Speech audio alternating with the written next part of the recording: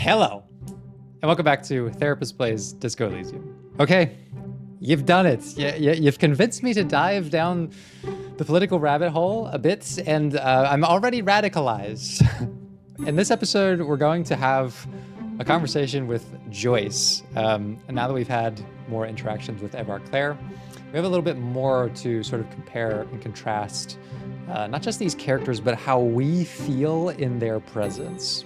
Which is, I guess, has also helped me clarify some of my own views in the process. So we'll get into all of that. I expect there to be plenty of discussion about how people feel about these characters as well. And in the meantime, we'll also progress a few different side quests as we work our way towards the end game. There's a lot to dig into here, so I hope you enjoy.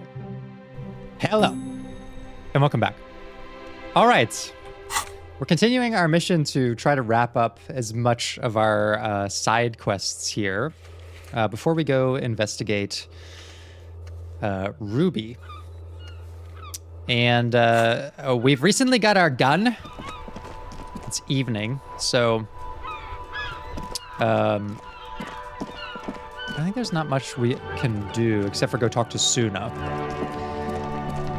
She's kind of the only one probably who's still up at this hour. Like, everyone else is really being responsible and going to sleep. Except for Soona and Kuno. Now, I gotta say, this is something I really admire about Kuno, is his work ethic. You know? Speed trade Kuno, leaving station. Look, while everybody else needs to power down and rest for the night, to prepare for another day of fighting back the sorrow of living in this depressing world, Kuno is here constantly. He's always on the clock, just doing whatever he's doing. He's plotting, he's scheming, he's preparing. Kuno S is less enthused by what he's doing, but Kuno, you can tell that this is almost like a meditative state for him, a primal sort of meditation where he sort of bides his time and waits for whatever sort of opportunities he's looking for. He really is the center of everything, and that's because he just doesn't have time to sleep. So neither does Soona, because she's a very busy, creative person. Something we also admire. But not so much primal energy as nervous programmer energy. So let's see what she has to say about our findings from the doomed commercial district. Yes, what is it? Still speaking with that sort of pressured voice. Okay. About that 2mm hole. The swallow, you mean? What about it? Okay. Great. Looks like we've already Thanks. talked about all this stuff. I thought we were supposed to give her this filament. Production schedule filament.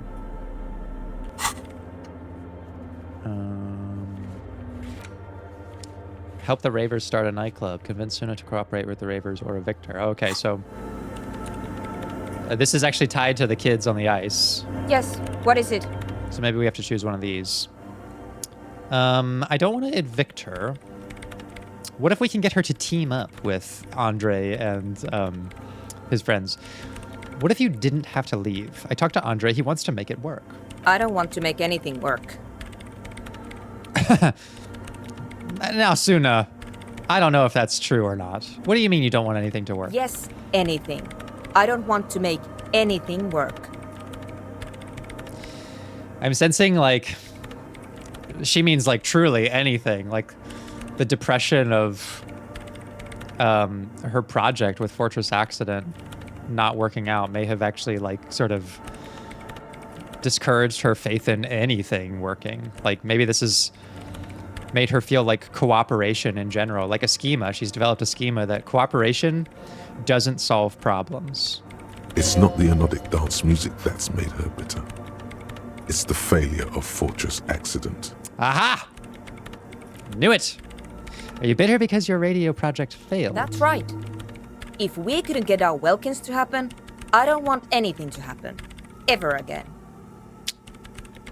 Let's say I got you clocked in, Soona. There's not a trace of irony in her voice. She means it. Which is pretty sad.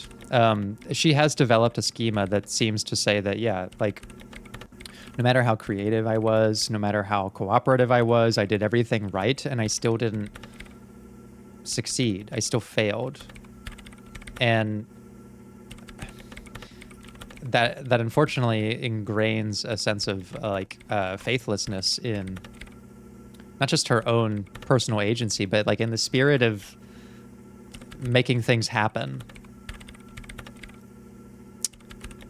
Which I think that this might be a bit narrow because there's a lot of reasons why the whole project failed. It was not just because the project ran out of money or they couldn't program it or something. Like all the evidence of all these other doomed commercial projects, like they are tied in with Fortress Accident's issues. Like just the economic system around them amplified some of the specific issues that her project faced. But it is hard to see that when you're so personally invested in something. Okay, so we've got a very high chance of convincing her to cooperate with the Ravers. Research not going well. Discovered Fortress Accident. And discussed it with the dice maker. This should be easy. Easy. When her research is done. Yeah. Listen, about your research. You mentioned earlier that it's not going very well. Maybe I can help with something. What? No, I don't really need any help with the project. But if I could help you finish the project, then you wouldn't have to live in a church next to the boom boom anymore. Just think about it. She thinks about it. A glassy look in her eyes. A gust of wind brings more snow in from the broken gallery. It touches her hair. All right. Bring me the game's offsite copy from my old workspace, if you really want to help. It's stored on a filament memory, and I'm unable to go and fetch it myself. Yes, we have the filament memory. Is this what you're looking for? No. That's the production schedule. What? I don't need it. The right filament memory has offsite copy written on silver tape. Fuck, so we don't have the right thing. She doesn't care how you got your hands on that thing. What is an offsite copy and why do you need it? It's a backup of my former employer's project, the radio game we were working on. It's stored on a filament memory, just like the one inside this radio computer. She points to the glowing cube inside the machine. She's making it extra simple for you. I appreciate that. The backup itself is destroyed now, but I'm hoping to use what's left of it to pinpoint the exact location of the anomaly. You just have to go to my old workspace and get the filament. Okay. Hold on. If it's called an off-site copy, then why is it still on-site? That's a good point, Rhetoric. You know, look, I didn't invest in these skills up here initially, but I gotta say, Rhetoric has come in with some very insightful comments of late. I agree. That is a curious nomenclature. I'm just gonna copy its homework and say exactly that. If it's called an offsite copy, then why is it still on site? Oh god, not this again. It is not on site. It is in the basement. Perfectly safe and not connected to the front at all. How many times has she had to explain this to people? And here Harry comes in and he's like, wait a minute. I'm probably the first person to point this out. Basement?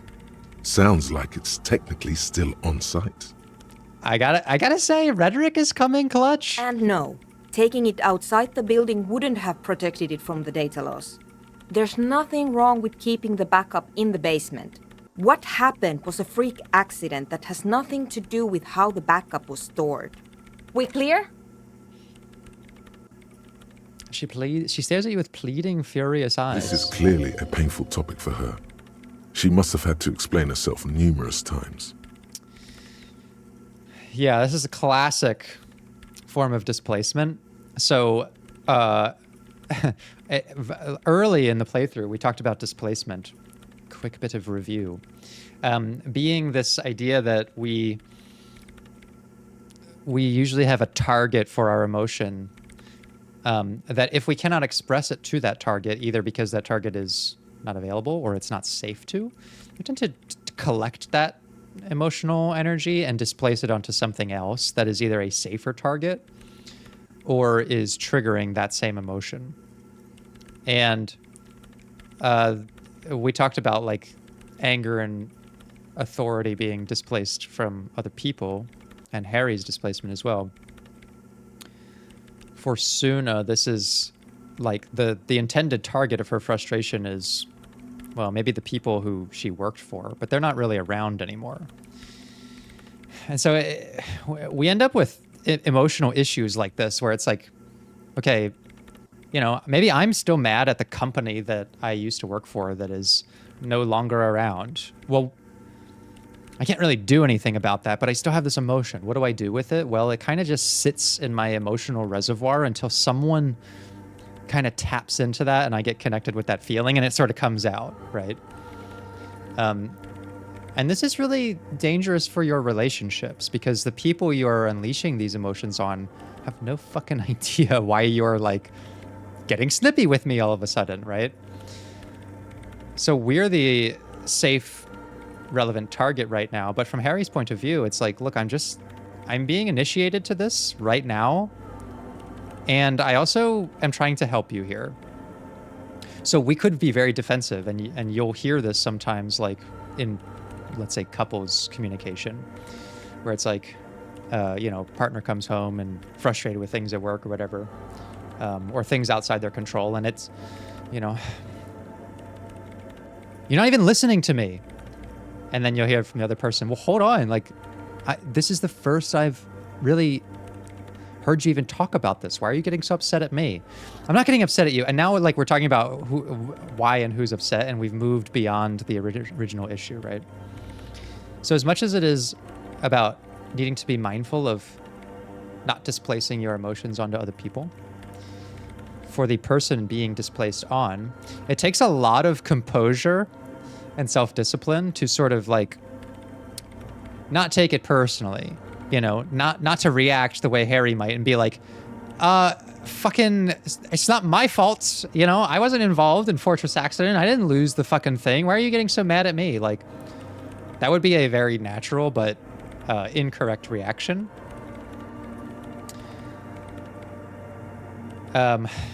So we want to just communicate to someone and be like, hey, look, you know, clearly there's something I'm doing or something I said that got you in touch with an emotion that's very painful to you, but, you know, that's an emotion that doesn't seem like it really belongs to me. And I'd be willing to explore that with you in a more clear sense, right? And this is kind of what therapists have to do all the time, because people come into sessions and we actually want this. We want their collected, stored, unprocessed emotions to come out, because that's how we sort of analyze and understand them. But we're often the target for it, where it's like, I don't like that you're bringing this out of me, you know? And yeah, it would be a failing of the clinician then to like take it personally and be like, my client was so mad at me. He doesn't even know, you know, what I was trying to do and whatever. It's like, no, that emotion wasn't even for you. In fact, it's quite productive that it worked out in your session. We call it a kind of transference. And it's actually what we want. So that the person feels like they've become aware that, oh, this is something I haven't dealt with. And until I deal with it, it's going to start spilling out into all my other relationships without me intending to. Which is why I think Kim is such a great friend and partner to us, because he doesn't really do that. We don't find him displacing pretty much at all. you know, even when he's frustrated with something, he doesn't like take it out on us. He doesn't take like his issues with other cops or even our old self out on us. Like he's able to compartmentalize and separate that out very therapist-like, in a way that makes us feel more safe around him. Because it fucking sucks to get things displaced on you. Like, like her talking to us like this, if we are not understanding that this is an emotion that's not really for us, we may start buying into the idea by her tone of voice and her posture and her not looking at us and that sort of thing, that like we actually are dumb for asking. Like Harry's very impressionable and he's very insecure. He might hear this and be like, wow, I guess I'm a fucking asshole for asking her, and I'm so stupid. Like, why didn't I know that? And this would be the totally wrong thing to take, because she's not even really intending that for us, but it's just this emotional misfire of displacement. We'll endure it, though, because we're trying to help her. By your old workplace, do you mean the Studio Fortress accident in the doomed commercial area? Yeah, that's the one. You can get in through the bookshop. You just have to do some explaining to the bookstore lady. You mean Plaisance? That's her name, I believe.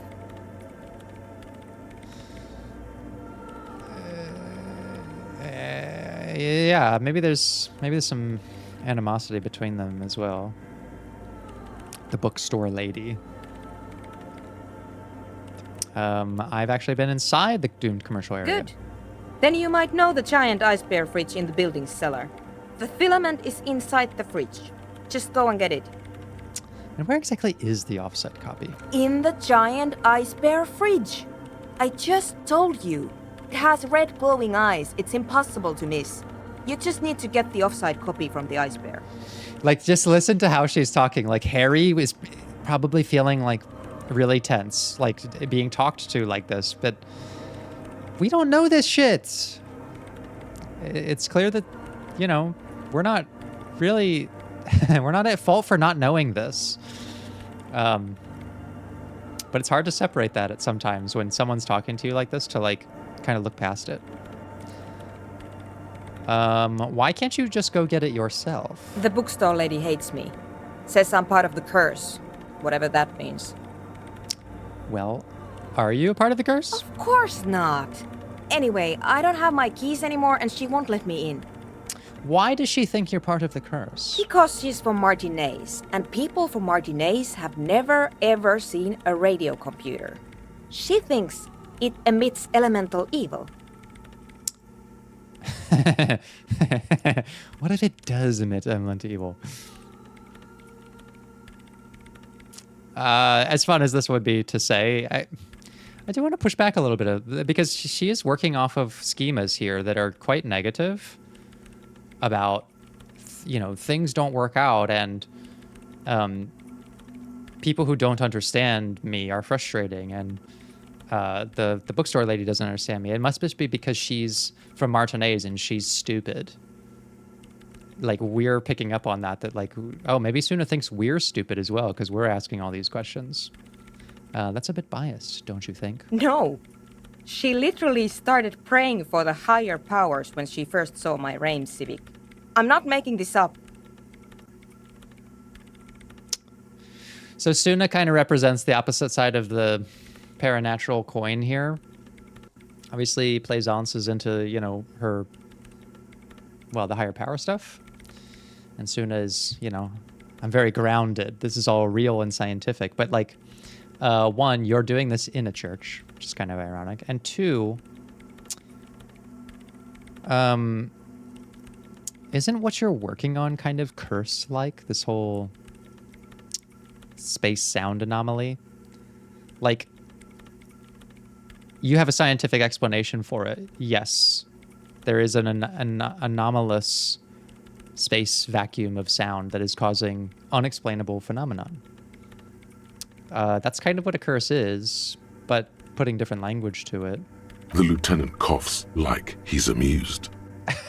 Once I came in one morning, only to find that my terminal was full of those strange trinkets and amulets. Wards. It looked like some Semenine magic. Okay. This is a bit biased of you, Soona. All right, I'll go look for the copy. Thanks. She thinks for a moment, then reaches behind the radio computer and hands you what it looks like an oversized pry bar. And here's my Kvalsund multi-tool. You might need it to hack loose some ice. It opens everything. If you get me the offside copy, then you can keep the Kvalsund. It hurts a bit for her to say this. She's not too happy to be parting with the Kvalsund. Ah, the coveted Kvalsund. This glorious multitude is a regular pry bar completely obsolete. Yes! I feel empowered with my Kvalsund. I have so many cool tools now. I got a saber, I got a gun, and I got a Kvalsund. Okay, let's whip that bad boy out. Oh, fuck yeah. This thing is badass. Kvalsund. This is an advanced pry bar. A pry bar +2, if you will. Built by Kvalsund and Vasa. The number of gadgets hidden within the frame of the yellow and gray multi-tool will stagger any technician. I love that. Okay, we're back to the commercial district. Let's get that filament. I'll show you, Soona. I'm not fucking dumb like you think I am.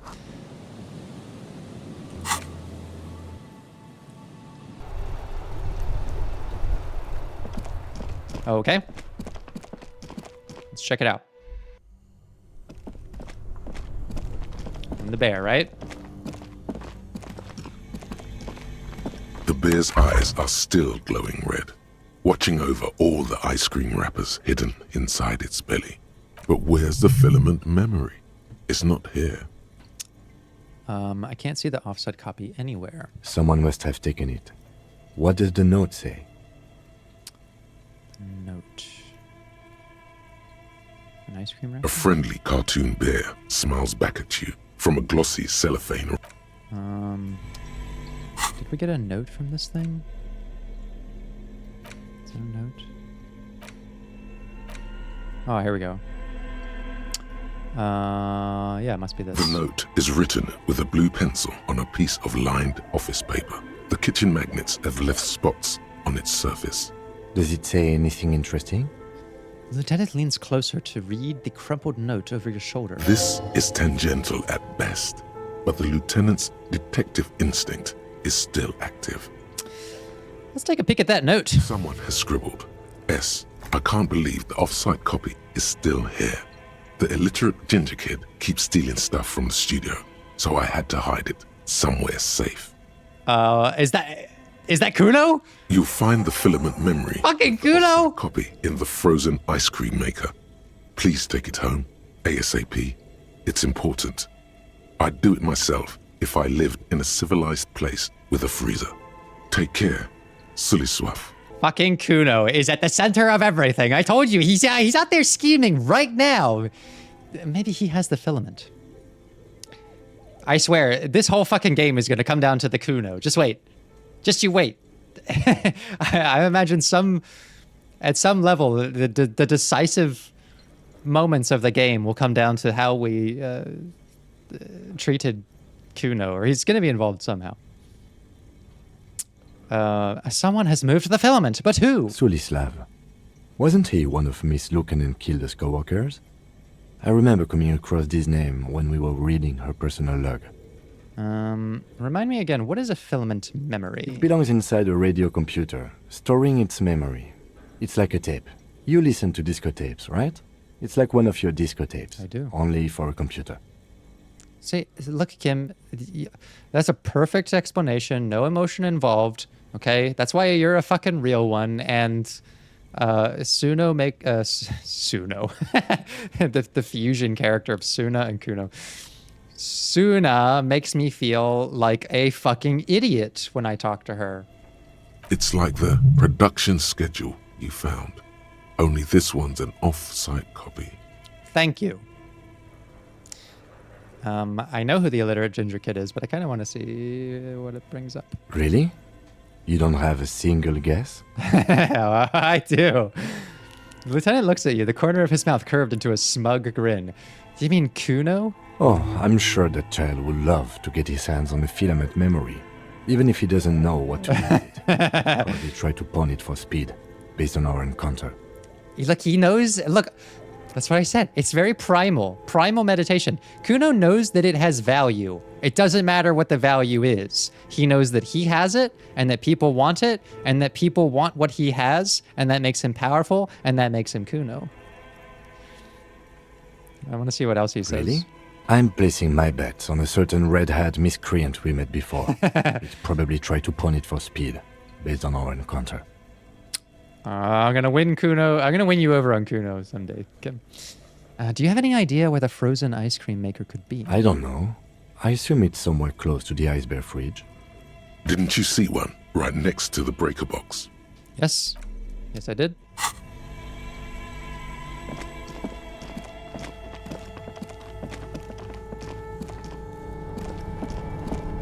This thing here? This orange machine is buzzing like an old submarine. It has a hand-cranked ice cream churner on top and an electric freezer that appears to be frozen shut. 28%er.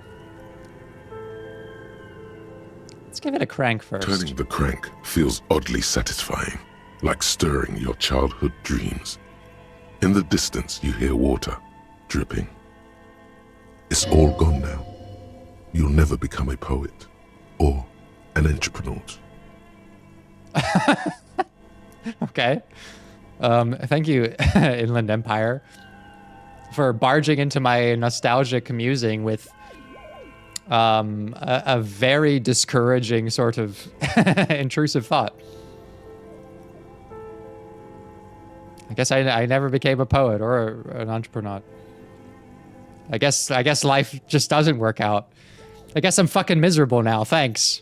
What better to assuage the creeping sense of failure than some frozen fat and sugar? I love that. The sense of failure provokes a desire to self-soothe. And we have this opportunity in the ice cream machine to do that very thing. Let's eat our troubles away. 28%er. 28%er's got a... It's look, you know, I've had my luck with my 8%ers, my 17%ers. I've had my issues getting my 70 aboves. Always had 28%ers. I always feel pretty good about them. Physical instrument. Do we have anything for physical instrument? Yeah. All right. This orange machine is Fuck it. buzzing like Crack an that old shit open. submarine. It ice squeaks beneath your Kavalzund multi-tool, but your fingers slip away from the tool. The lid shutters tightly as before. I should have been a poet. Unplugging the ice cream maker will allow it to defrost. Oh, okay. 2 cables are plugged into the breaker box. The red one leads to the ice bear fridge, and the black one to the ice cream maker nearby. I guess we'll just... An electric sizzle, something close to you, dies with a soft electric purr. Very smart. Opening the lid should be much easier after the ice cream maker has Wait a defrosted. second. Didn't you fucking mock me earlier for turning these off and say, why did you do that? You have no reason to do that. And now, but now I'm highly intelligent for it. Okay, Kim. I see it. This orange machine is dead still. It has a hand-cranked ice cream churner and an electric freezer. The ice around it slowly melting. 58%. Somehow I feel less confident in this than the 28%er. All right, let's go for it. Ice squeaks beneath your Kavalzund multi-tool, but your fingers slip away from the tool. The lid shutters tightly as before, and it's already unplugged.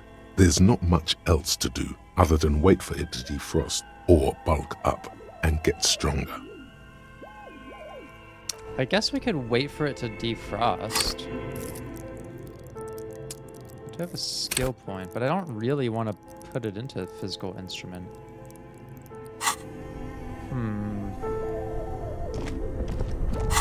Maybe I can get another chance at it if we let it defrost, which it's good timing. It is the evening, so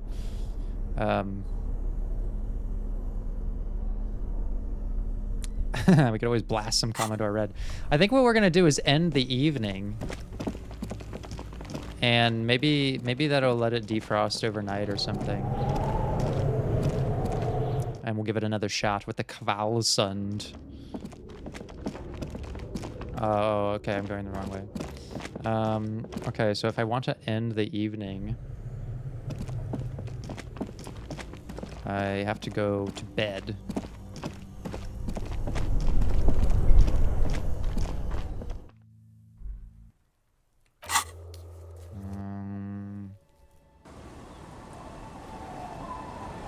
Okay. It's getting cold, this late in the night. Time to call it a day. Good night, Kim. Good night, officer. We'll meet in front of the shack in the morning. All right. It's just me in the shack now. Can I go out without Kim? Oh, yes, I can. Was there anything I was supposed to do without Kim?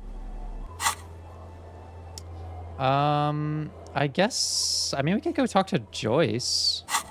Isn't she, like, somewhere else now? Someone told me that she was, like, down in this part of the game. Let's see if we can get some more information from Joyce. Now that we've had, like... Oh, yeah, here she is. We've had our bigger interaction with, Evrart Claire. Which, I don't know because I haven't published that video yet, but I maybe anticipate that some people are not happy with my comments about Evrart Claire being sociopathic.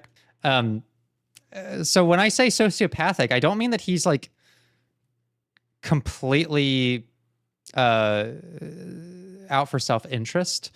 Sociopaths are really complicated. Like, you can have very high-functioning sociopaths who can express care for people. It's just very blunted compared to like the normal standards for empathy, right? Like, I do believe that Evrart thinks he is doing things for the good of people. But when I say has these sociopathic tendencies, what I mean by that is I don't want you to associate sociopathy with cruelness, like pure cruelness, because there are lots of functioning sociopaths in life who can maintain normal relationships. They're just very complicated. And Evrart strikes me as a very sort of nuanced person who he just doesn't have the well source of empathy to tap into to say, yeah, I shouldn't let this mentally ill person have a dangerous firearm, knowingly provide her no support so that I can like take advantage of Harry's also fucked up mental health situation. Like, he's fully aware of the full extent of our problem and the pig's problem, and it just doesn't matter to him.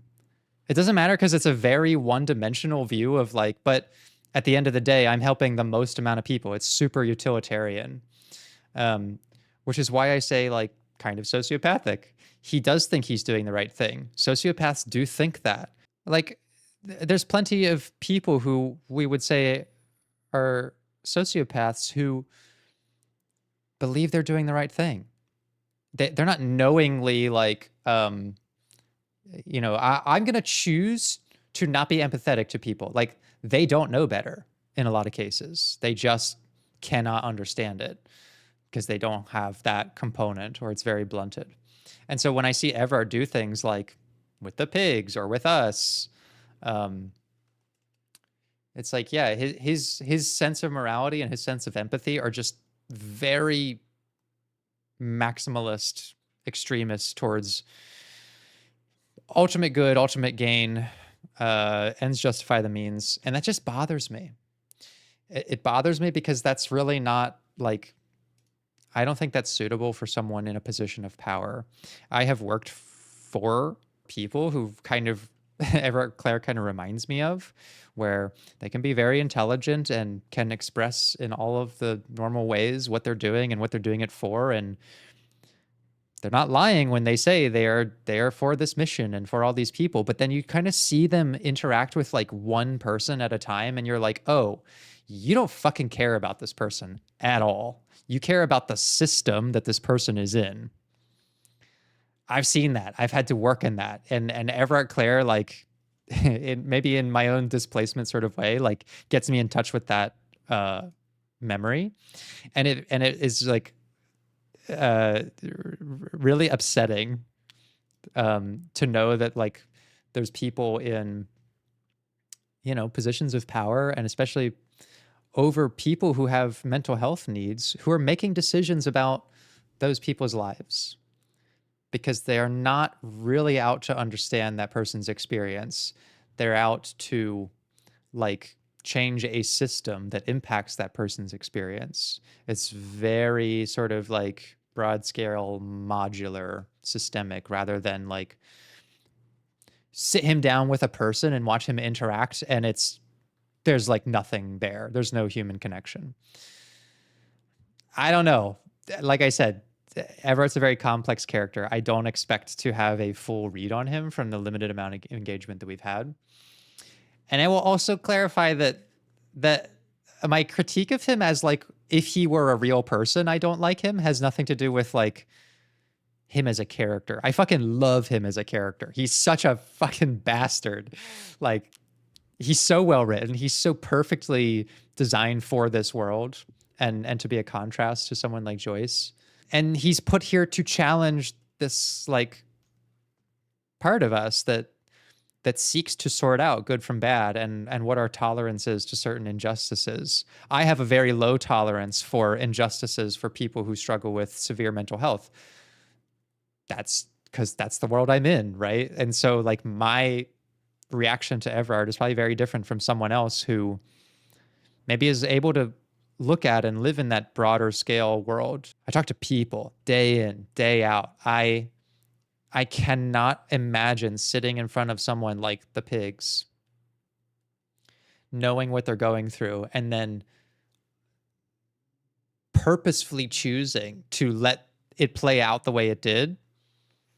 And then feeling like I'm able to tell myself it was the right thing to do because at the end of the day, I'm going to rebuild society. Like, no, I would feel like I should just fuck right off. So again, I'm not really that sorry that I don't like him if he were a real person, but I fucking love him as a character because he makes me feel this way, which is really important for fiction. Because at the end of the day, like, you cannot just say, oh, well, we don't like this person, they shouldn't be a part of society. No, like, that's the reality we live in. There's likely to be some correlation with sociopathy and people who are highly successful. Why do all of the billionaires seem like they are fucking inhuman? Well, because they don't really seem to understand humans anymore at that level of wealth. Like, you're not even really a part of the society that everyone else is in at that point. You're not able to understand other people. Like, you may as well be a different species. The way your brain works out what is an issue and what is not at the same frequency as everyone else anymore. And I think that people become highly successful. They're able to take the shortcuts that maybe you and I wouldn't. They're able to take advantage and exploit and look out for their own self-interests because they lack the empathy to do so. And so, yeah, you could be highly successful as a sociopath.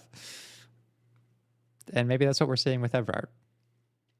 So, yes, I'll just say it again because I know it's not always clear when I'm getting very like impassionate about an opinion of mine that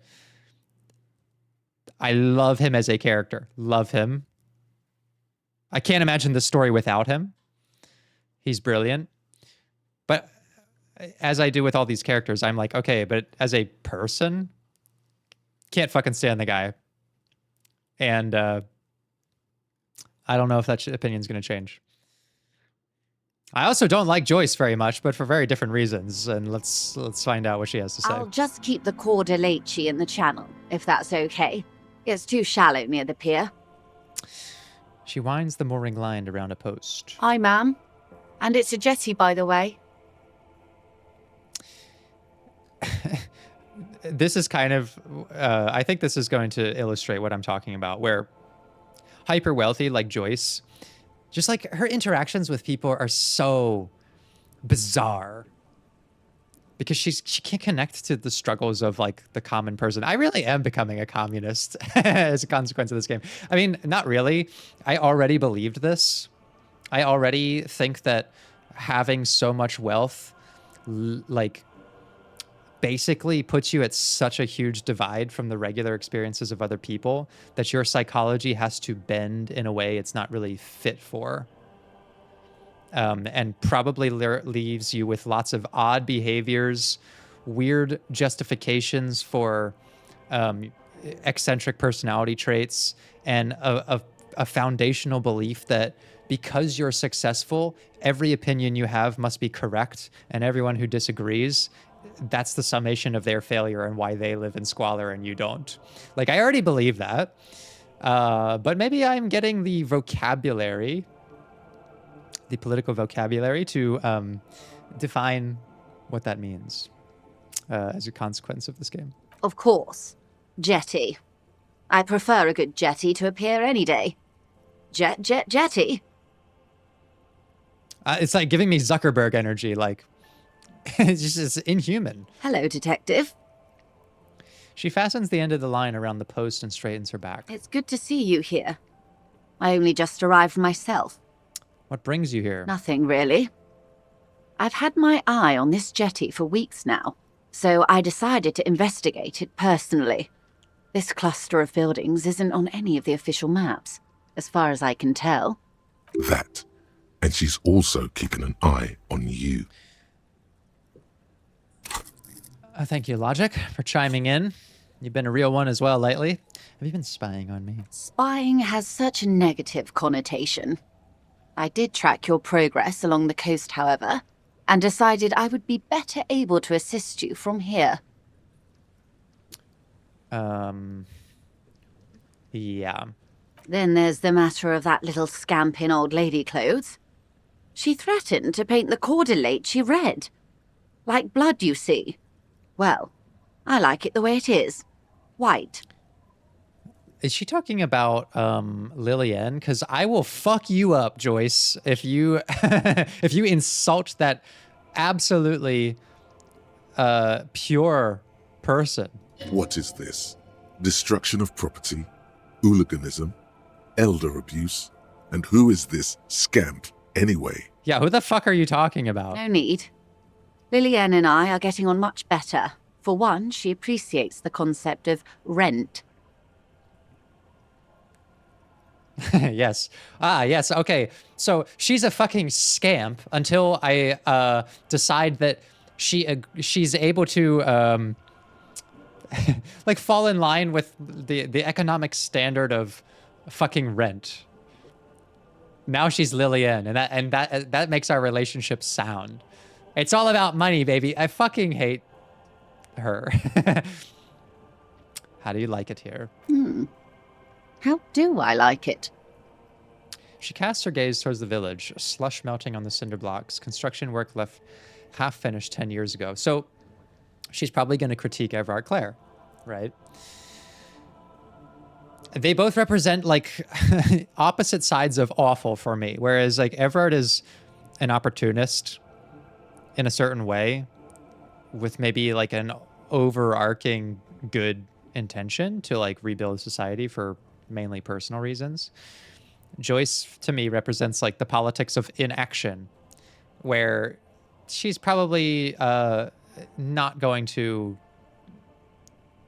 she's probably not going to refer to this place as like something that has some promise to it. It's pornographically poor. The street has no name. All the men are dead or missing. And is that the carcass of a motor carriage over there? Zero empathy. All right. politics time. Let's react. You know what? I'm fucking in it now. Let's fucking get political. I'm gonna bring my psychological rhetoric into the politics equation. We need some fucking politics of empathy out in here. Real men, real politics. Yeah. Real thoughts in your head. I'm political now. There's no going back. You're right to be scared. This is all your fault. I've been radicalized. You're in no danger. The working class have no idea what's happened to them. This is just how the real city works. Yeah, you know what? This is all your fault. It's people like you who are to blame for this. Maybe. Above you, there forms a quilt of altocumulus clouds, twisting into each other. The wind tugs and stretches them over the bay. How non-committal of you, Joyce. You're a soft little whimsical maybe. Their cloud shadows slide over the ruins of Revachol West. Wherever they pass, the temperature drops slightly, but perceptibly. Fucking shivers. It's early spring, and the rains are coming. An officer enters a low hut of stone and wood. Inside, weapons are piled against the walls. Rifles with splintering stocks, and swords, tens, if not hundreds. They're antiques, says Lieutenant John, the archetype McCoy, to his partner. They're digging them up from the catacombs now, fixing them. Old caches from the revolution. The children carry them up. Come May, the streets will be flooded. Outside, the wind rattles the loose hatches, flooded with cheap weapons in angry hands. Have I told you how they discovered this place? This fishing village? The wind picks up, her raincoat flaps in the gust. No, they're in Sealindian, Isala. What a natural sort of avoidance to responding to my rhetoric here. I thought we were going to have a real conversation about who is to blame for the atrocity of what we're seeing here, of people who don't have the sort of privilege that you have. But you want to retreat into a fucking history lesson. No, you haven't told me how they found it. Well, your condition has left you no worse off than most of these people. The literacy rate is around 45% west of the river. 50 years of occupation have left these people in an oblivion of poverty. I cannot stand the way she says these people. So you're literally comparing like the average person who lives here to Harry's mental state, which has been completely blunted by alcoholism and depression. Like, it just says a lot that that's her standard for just how fucking stupid everyone is. I'm not even going to respond to that. It's a pity. Most of these people will never know what this place means, this island of matter, or why they were ferried over in the first place. Yes, you know the truth. This place actually has more meaning to you because you know why. Them, they just live in squalor and they live meaningless lives. Remind me to tell you one day. For now, how can I assist you in this new location? You know what? I think I might like her less. I think I might like Evrart Claire more than her. Evrart Claire at least has a fucking point. It's a fucking twisted point, and it leads towards sociopathy to me. But I feel like Joyce is she's cognizant of what she's deciding not to empathize despite being able to, which is almost more fucked up. I got plenty of time. I hear you have singled out a suspect and are in pursuit. This is cause for cautious optimism. I would not want to delay you. This story she will tell only before she leaves Martinez, at the very end of her stay. Maybe there is something else I can assist you with, while you're hot in pursuit. I found my badge, by the way. I love you did. She inspects the piece of blue plastic, her eyes scanning from left to right. Fast, observantly, like an electronic printer. Yeah, with no fucking help from you, thanks. Pleased to meet you, Lieutenant W. Frater Dubois. I am glad to see a man of high qualification. The situation is precarious. What can I help you with, Lieutenant Evrart? I guess I have more questions about reality. More lessons in basic reality? My favorite part of the day. Go ahead, ask me anything. Yeah, I mean, to me, she Evrart I see as having a warped, maybe even lack of empathy. Again, that doesn't mean that he doesn't think he cares. He's not sitting there saying, I don't care about people and I just care about myself. He believes he does care about people, but the way he is willing to do that indicates he actually doesn't. Or he thinks that caring for them means just a very utilitarian sort of like the good of the many outweigh the need of the few, right? Joyce, I think she's able to be empathetic and chooses not to. Why? Because her fucking brain is warped by power and money. And she's isolated from the experience of like common people. She's not able to relate to that. And so she's able to see them as sort of the out group, less deserving of compassion, maybe. Or her idea of compassion is to pity them. How stupid of them that they'll never know why they're here. Anyways, now that we're alone, what is the pay? Are you sure you're sure? Oh, we've already done this. Okay. Achromatic. Yes. Is this the first time you're hearing this? Do you really not remember anything? I'm getting a sense of who I am, but no, I didn't know Beyond this. curious. Tell me, what do you think of the Pale?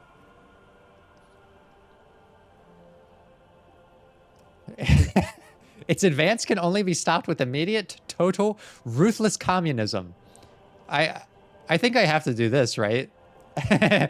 Given our recent persuasion by volition to become a communist. Mm-hmm. That's right, and we're fucking coming for you, Joyce. Her eyes tense, crow's feet radiate from them. She observes you, your bloodshot eyes and swollen Your face. ailing constitution, sweaty forehead, the beads there, and your heavy breathing. You really didn't know. This does not spell good for the investigation, Detective.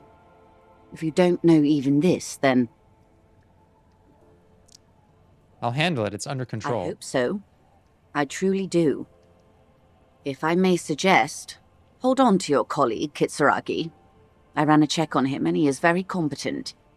In the meanwhile... Some of that assurance is meant for herself, as much as it's meant for you. She must have a lot on the line here. You have me. I will assist you in any way I can. I don't even believe if you. we have to do it one basic term at a time. I don't believe you. Glad to have been of assistance. You're back. Good. Why do I still have this quest? Keep asking Joyce about reality. You're back. Good.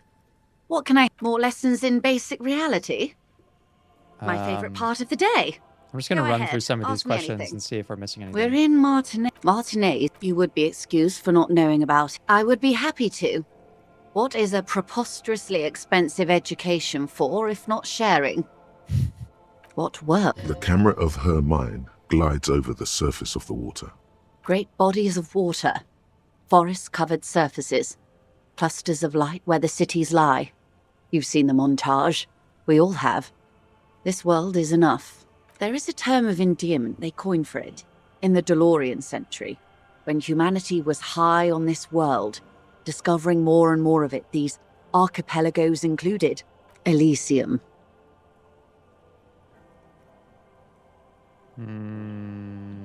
Let's just see what There are this... those who would call it a term of hatred that originates. I am, Okay. after all, bourgeois, unimportant. The turn of the century revolution? Don't answer it. The revolution began in 02 on the Isla of Grad, though by the end, nearly the whole world had gotten involved. It wasn't a who, but a what. A pandemic of Zarat, a particularly virulent prion disease, which the authorities in Grad proved unable to contain. Then Mazov came along and overthrew the government. Oh, Mazov. He's the communist.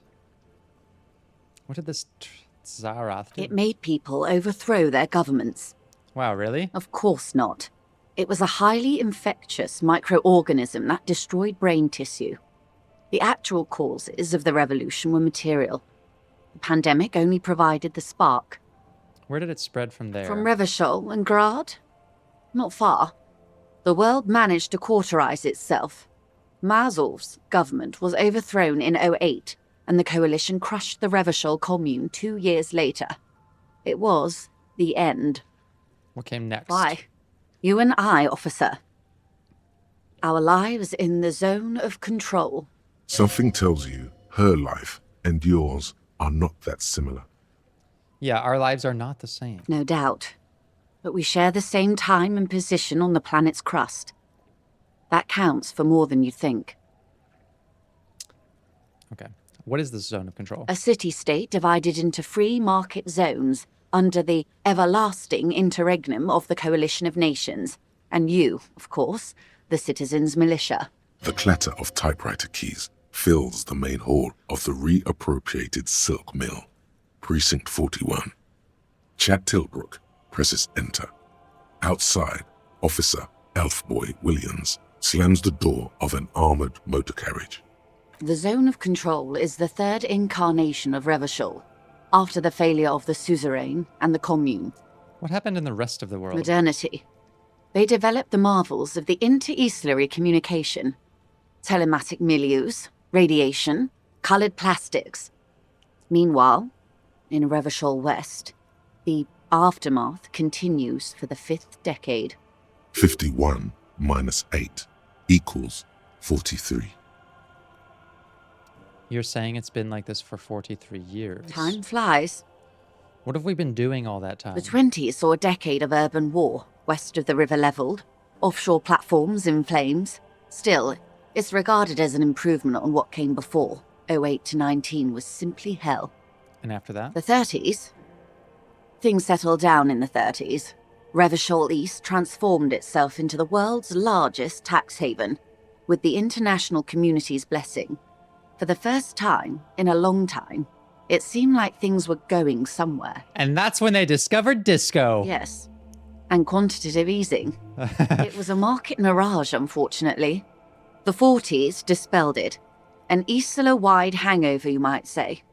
So, here we are. Welcome to reality, baby. Okay. From the looks of it, the 50s haven't been much better for the zone of control. You can see it in her eyes. Days slipping away. You don't seem to be thrilled. I've no right to be dissatisfied. This shirt is Barbara Muscova. This raincoat is impervious to rain and is guaranteed for 100 years. My daughters will wear it. She looks at the Eternite roofs and cinder blocks soaking in the sea air. We could have had so much more. Every one of us. If only we played it right. Okay, now that I've had my little rage episode, I've been radicalized. This is what political radicalization does. Makes you very extreme. Now that I've gotten that out of my system, I'll summon my own empathy and say that, you know, Joyce and Evrart, in their own ways, they clearly suffer from dissatisfaction and in some ways a depressed realization about the world that they live in, right? I can connect to that, despite how big the divide is in our sensibilities about interacting with people. They want something. She clearly wants what she has to be freely available to other people.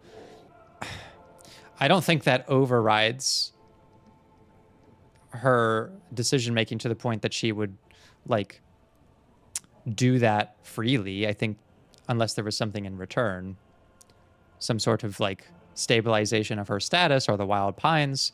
It's not like, you know, I don't see her just handing out her raincoat to Lillian's kids or something. She's happy to sort of clutch it herself and say, oh, I wish these kids had one of these. Let's see what she says. What would you have done differently? Good question.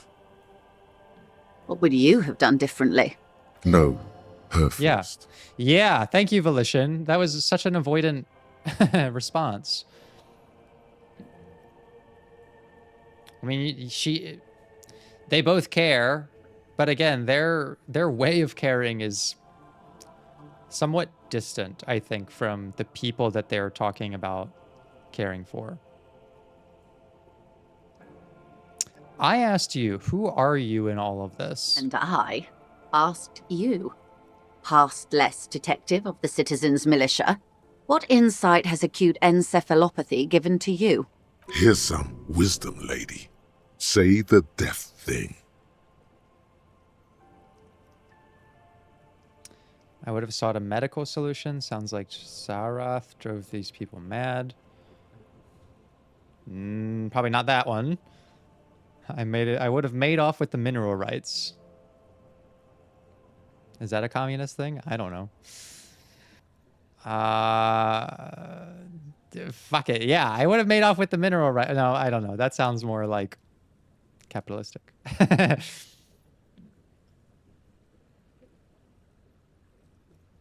Does curing a disease sound that bad? I don't know. Then you would have died, most likely. Shit. Not far from here. Maybe even right here, during the beachhead, defending the coast the day the Coalition took the city. The cold runs down your spine. She gestures toward the waters. No way, I wouldn't have fought with the communards. That's the communists, right? I guess I would have happily died then if I'm leaning into that. The wind stops. There is silence on the dark water of the Martinez Inlet. Good. Not that it would have mattered. In the end, the commune forced everyone to the barricades. Who got the mineral rights? The liberals got the mineral rights. And by mineral rights, I mean everything. And by liberals, you mean... Liberals are usually middle-class people, Detective. Or the remaining gentry. The beneficiaries of the pre-revolutionary arrangement. I told you guys I'm like just wading into this world, so if the replies I'm choosing are inconsistent with the ideology, I have no clue. This is my attempt at learning. Some were rich enough to stay with the Constitution, with monarchy. Big mistake. Others bet on the revolution. They were called the ultras or ultra-liberals. They fared well. The thing is I know what I feel. I just don't know what alignment that gives me in life. How did the liberals win it all? We didn't win so much as survive. We were the last ones standing when the war ended. Everyone else got shot in the head, remember? We. She's one of them. Of course. Oh, okay. If everyone got shot, who was there to surrender to? To foreign intervention. The Coalition. Those people really took the mineral rights. You just said the liberals already took everything. The liberals took everything that wasn't nailed to the ground. The Coalition took the ground. The ocean, the laws, and the people. Who are the Coalition? The Coalition of Nations. Grad, Mesk, Vesper, Messina, Oranje, and Sur-le-Clay, the armed center of the world. They landed here and ended the revolution. It was the moralist thing to do. There is bitterness in her voice, tempered with understanding. She is critical, but ultimately understands the cause. Moralist? The moralists believe in keeping everything exactly the way it is. They believe in mineral rights, and not shooting people in the head. At least not in the same manner and volume as the others do. They are the long-standing provisional rulers of Revachol now, the coalition government. This would have been good to know like 60 hours ago in this playthrough. I wish I would have clicked through this then. The rulers of Revachol, and also the world. These guys are strong. This is their zone of control. They embolden the RCM with crumbs of the same law they took. Crumbs. Technically speaking, you are a moralist. I don't think I'm a moralist, ma'am. Of course. Not easy to be moderate about head shooting in your line of work. That's right. That's enough about the They times. are what they are. Who knows? An afterbloom may yet come. Anyway, enough sentimentality. Is there anything else you want to know? Now's your chance. Ask her who she is. She won't get out this time. We've got her cornered. Who are you? She won't maneuver her way out of this one. Stop dodging. What are you? I am the vilest of the vile. A traitor. A devourer of nations and infants. I knew it! I am an ultra. She raises the corner of her mouth, smirking, revealing a canine. It's sharp. Dios mío. What's an ultra? An ultra-liberal. It's a type of liberal. From the revolution. It's, not the moderate kind. Okay, I don't understand. Haven't you heard? I am a nether creature of the Forbidden Swamp. One of those who pushed the king under a shitwagon and betrayed the revolution. We surrendered the nation to the financier pirates. No sane person identifies as an ultra-liberal anymore. Not in broad daylight. You're a man of the left. A true communard. Tell me, now that I've uncoiled myself, are you repulsed?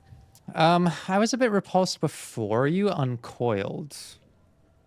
Now I'm a little bit confused. In her green eyes, you see a mixture of truth and self-satire.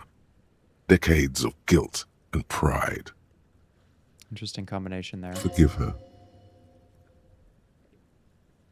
Ignored. but only because you like pearlescent teeth and those light green eyes. I forgive you, but only because you're charming. No,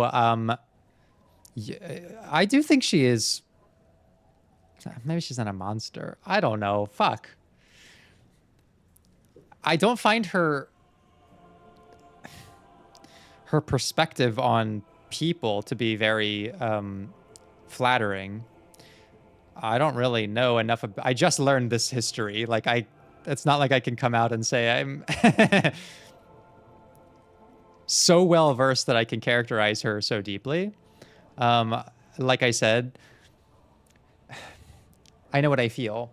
A lot of times when you're working with someone, it doesn't even need to be work. When you're just around someone, something we're trained as therapists in to pay attention to.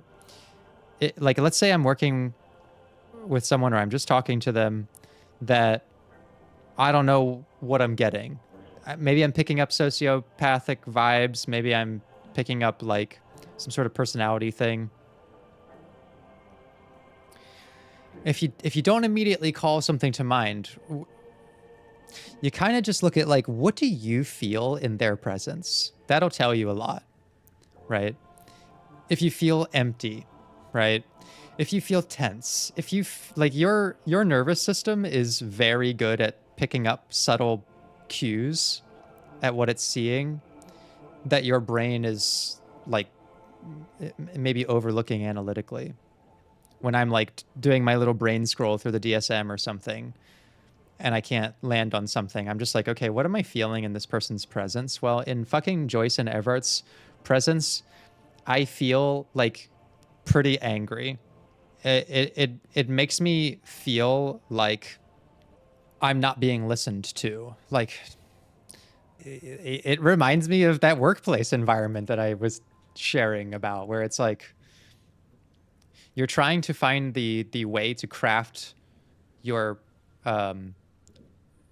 needs that appeal to someone who's not really interested in those needs. You kind of have to make them appeal to their needs while trying to get yours met. Like, I feel like I have to be deceptive around this person, and that frustrates me. Like, what I feel is that I can't be honest in front of Joyce or Evrart. And we weren't able to be. We had to fucking forge signatures for Evrart. And we have to, like, come here without Kim. Without Kim! Without fucking Hobbs! That's like... She tried to split us up from him and say, come talk to me about the Pale when he's not around. Like, that feels emotionally dishonest to me. I don't like talking to people and feeling like I am being encouraged to be dishonest. That's what I have to do to get what I need. That makes me feel angry, and it makes me feel bad for having to tap into that resource of mine that I don't really want to use. I don't think that makes it fair to characterize either of them as monsters in a very one-dimensional sense, but we're only really getting 4 options here. I don't forgive her. I don't forgive her. And it's not that I don't care. This is as close as I'm going to get. I do think that some of her qualities are quite monstrous. That's a pity. I hope we can remain collegial despite the fact that I'm a high priestess of the capital. Don't take it personally. It was only business, as they say. Honestly. I may have even preferred it, had the communards won. Who knows? They might really have built something better. But they didn't. Because they lost. When the dust settled, the Liberals were the only ones left to clean up the mess. By virtue of their survival, they were handed enormous power to shape the future. This was all our last generation managed. Would you have done something differently? With due respect to our overlords, the eternal caretaker government that keeps Martinez a monument to the efficacy of its artillery. An appropriate warning to those who cross the line and pull the city into madness once more. While a gentle wind sweeps the streets in the rebuilt east, light drizzle washing it clean, lights go up and motor carriages circulate the tracks. I would not have relinquished sovereignty to the Coalition. Not here in Martinez, and not in the Stella Maris or Delta Beachheads either. If not for my own sake. She realizes her small, cold fists are clenched. She loosens them. Then for my daughters. We had an obligation to defend our sovereignty. We should have burned the whole Isola down rather than let them have it. That's quite extreme. Dark orange flames reflect in her green eyes. An oil fire on the ocean. You have daughters. Yes. Whatever else I am, I'm also a mother. And a wife. Now, shall we return to reality? We shall. That's all for now. Glad to have been of assistance. The little that I know. Anything else? Okay, that's enough of Joyce. And enough of Evrart for now. Does Lillian have anything to say about Joyce? Waves are beginning to die down. Okay. All right, well.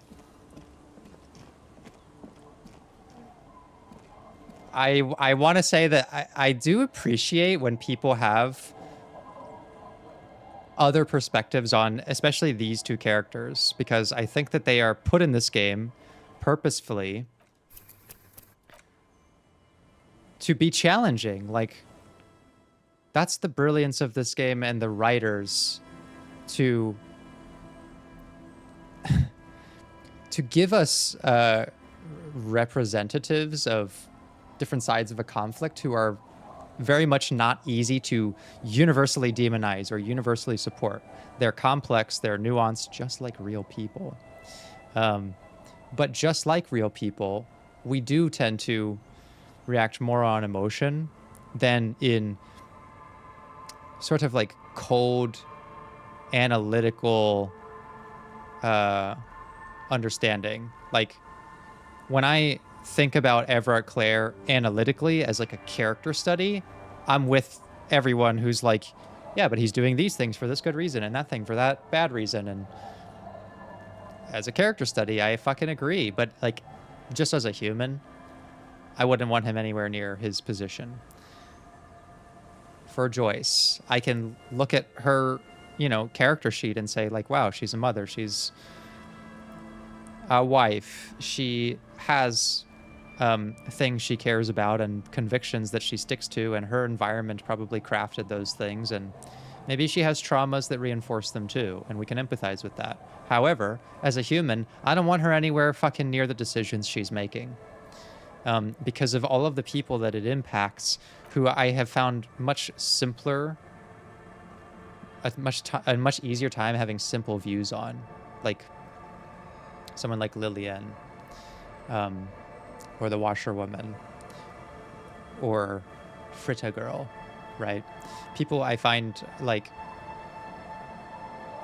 it doesn't take a very complex view to connect with them as people.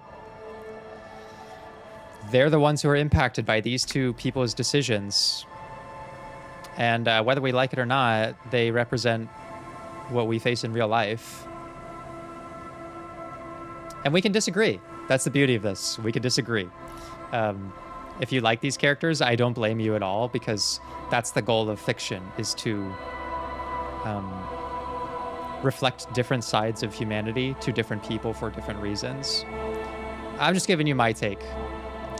And it's based on the values that I have and the experiences that I've had, and my particular bias towards those who I see with the means to do the right thing and choosing not to. That's unfortunately the reality of my world, and that's what I feel when I interact with them. So I hope you can appreciate that too, even if we completely disagree. I completely respect the other takes on them as well. And we're not done with them. I know that it's going to come down to something tense. This game would never give me just one or two choices whenever we get to the end of the game, in terms of like, you have to align with one of them. I don't think it's going to do that.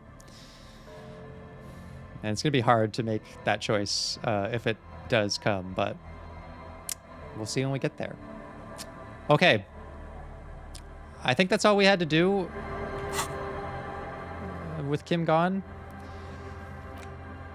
We're going to have ourselves a sleep and get up in the morning. We'll see if that ice cream box is defrosted, and keep going with our little quest log here. So I hope you enjoyed this episode. Please do share your thoughts in the comments. I am always curious and happy to read them. And I will see you for the next one.